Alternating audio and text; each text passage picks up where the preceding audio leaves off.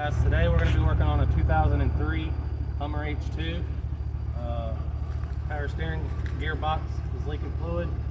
We're going to get it replaced today. Don't mind, go down below, subscribe, like, and wish you best luck for it. Alright, first thing first, we're moving the steering shaft to the steering gearbox. It takes two 15mm wrenches. Alright guys, I got this loose. It's going to come off as two pieces. A little clip like that and a bolt that goes through. The shaft slides up that way, and just for future tips, always come in here and put your seat belt through your steering wheel and make sure it's completely straight before you pull it apart.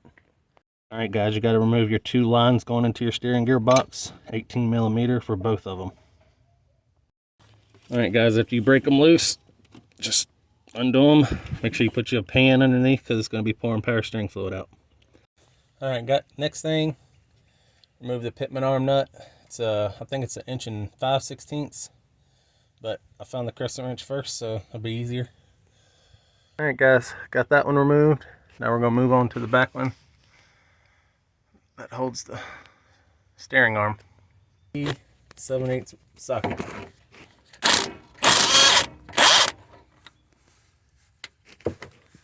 Alright guys, I'm going to try to use a ball joint fork to split the Pitman arm off the steering arm.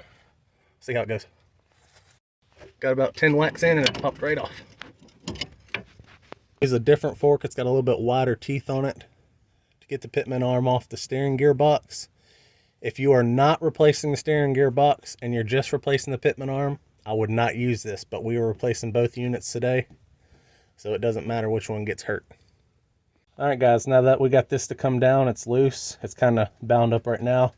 But we're going to go ahead and go to the side of the frame and remove the 3 bolts and try to just pull it all out as one assembly, and then it'll just fall apart. These are the 3 bolts holding the steering gearbox on the side of the frame, right on the inside of the tire. They are 13/16. Alright guys, when you do this, you can remove the tire if you want to make it a little easier. But you really can't get an impact in between this bolt and the tire. So we'll have to do this one by hand. Alright guys, we just dropped it out of the bottom after removing those 3 bolts. Slide the Pitman arm off the rest of the way. Set it aside. 11mm. Remove that.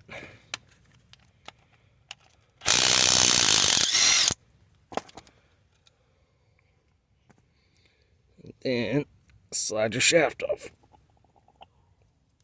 Guys, we got a new steering gearbox here and new Pitman arm. Everything's pretty much already aligned from the factory. Just remember that this is almost straight with your intermediate shaft that goes onto there. We're going to just use the washer and nut to drive it back onto the splines. Alright guys, we're trying to install the intermediate shaft. Oh, yeah, it slid right on. Imagine that. Sometimes you'll have to take a chisel or a screwdriver and separate it to get it to slide on and off. But this one slid right on, so we don't need to. And then install your 11mm bolt back into place, tighten her down.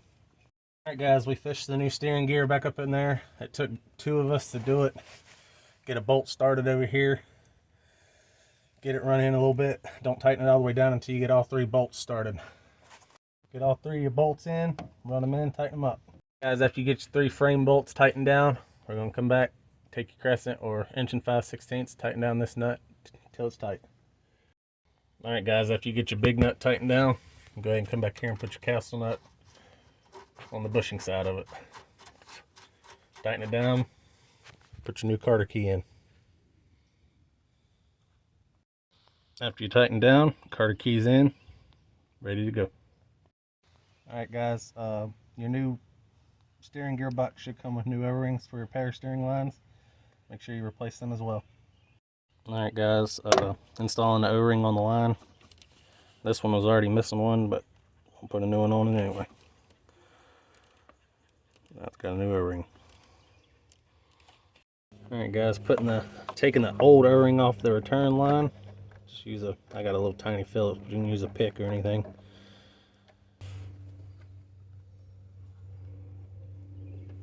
Ta-da. Alright guys, both lines are tightened. Now we're going to move up here to the intermediate shaft. and reinstall it to the steering wheel shaft. Now we're going to install our bolt back in, nut and bracket on the other side. 215 millimeters will tighten it down. Alright guys, bolt and brackets in, tighten down.